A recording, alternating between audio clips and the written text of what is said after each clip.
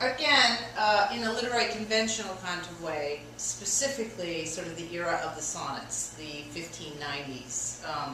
And of course, that is a major structural element. We'll spend a lot of time on this next week about the use of sonnets. But you know, just a little bit about it. Little sound or song. I kind of love that idea. Coming into the English language, early 16th century. The Shakespearean sonnet, which we're so familiar with, the 3 quatrains and a couplet, the rhyming scheme, a different idea expressed in each quatrain, and argument, theme, and dialect concluded in the binding end couplet. And I raise this because the first 14 lines of this play are a sonnet.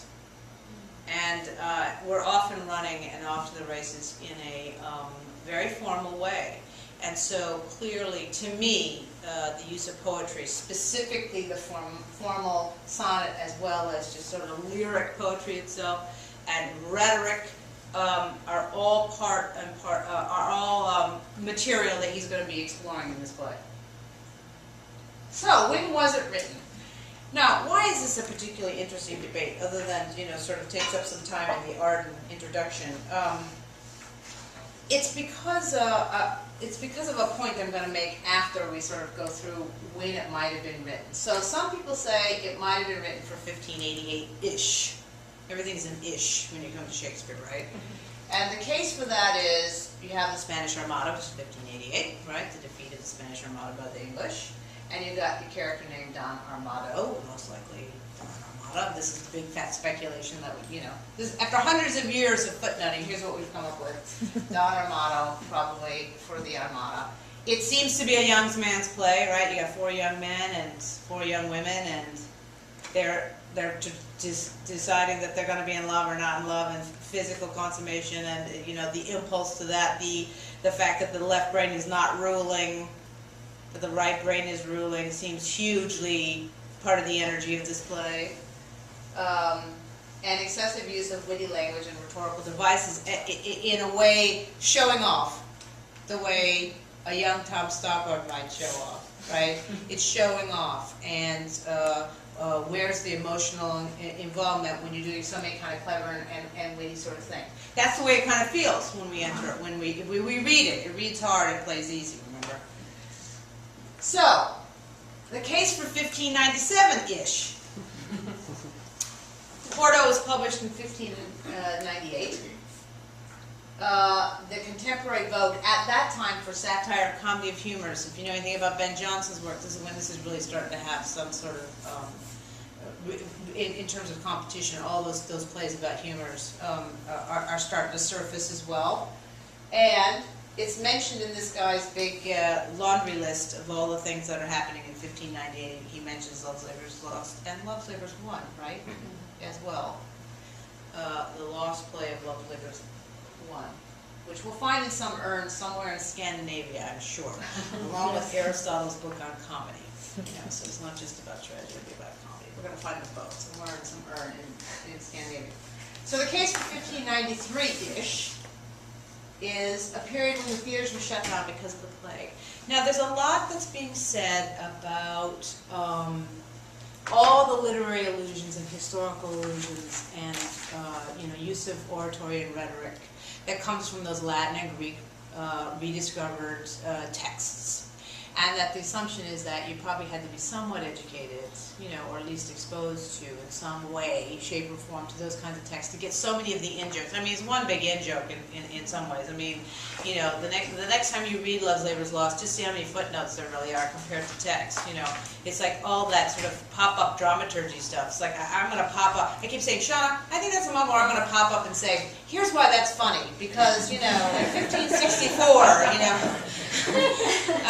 you know, whatever.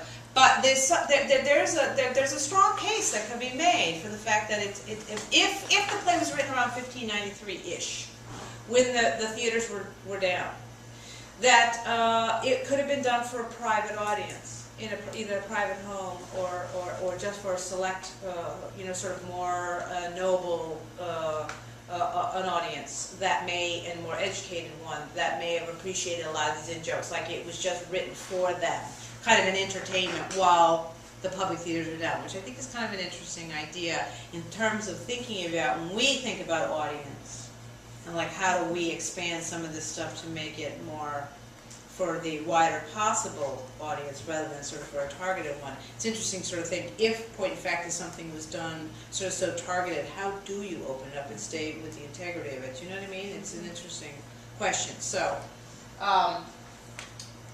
also, Shakespeare was writing a lot of poetry then, right? This is when all the sonnets came into being, really. And the big, too long narrative poems.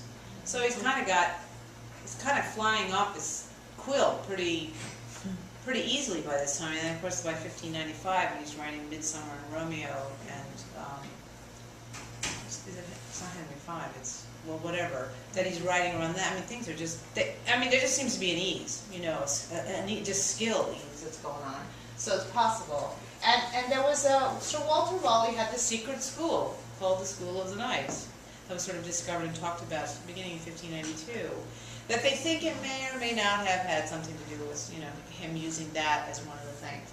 Now, there's a lot of people that try to link Holofernes to somebody and Nathaniel to somebody else, and, you know, there really was this case of Henry of Navarre having to deal with his soon-to-be wife and his soon-to-be mother-in-law, Eleanor of Aquitaine, and whether he was going to get Aquitaine or, yeah, okay.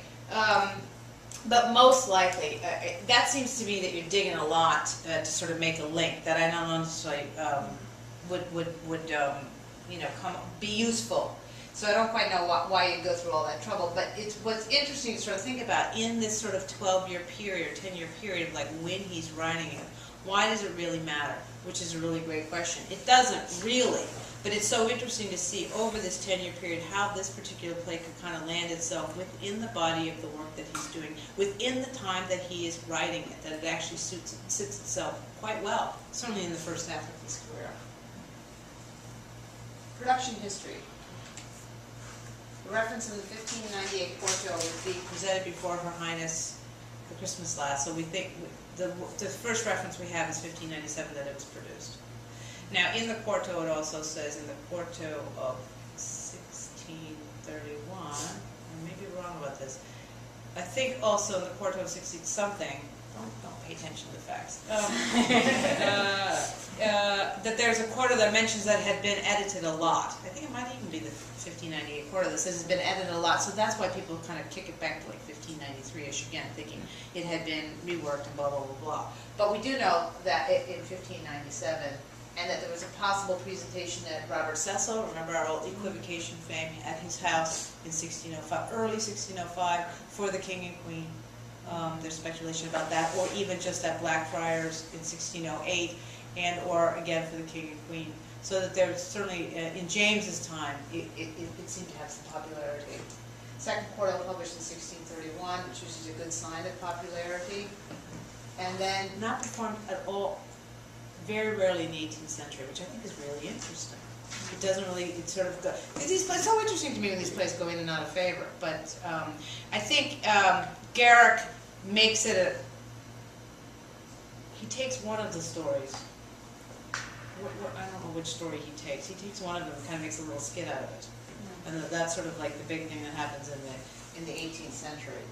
And one of the reasons they speculate why it wasn't so popular is Sam Johnson, among many others, thought it was like Shakespeare's first play. And there was a certain judgment about sort of those lesser, you know, first plays have lesser value. You know, they weren't as good. They're just sort of getting started. We only want to get to the meaty ones. And for those of us who've kind of marched through the canon last year, you see there's great merit from the get-go. These plays have tremendous literary, theatrical, thematic, human value to them in terms of no matter where they are in the timeline. But that's the speculation that it might be the early, if not the first play, and therefore was not worthy of being produced. Revived in 1857, and then pretty much sort of has had a pretty good career since. I don't know how many times we've done it here, but it seems to me every 5 years, whether you need it or not, it's time for Little Sleepers Lost.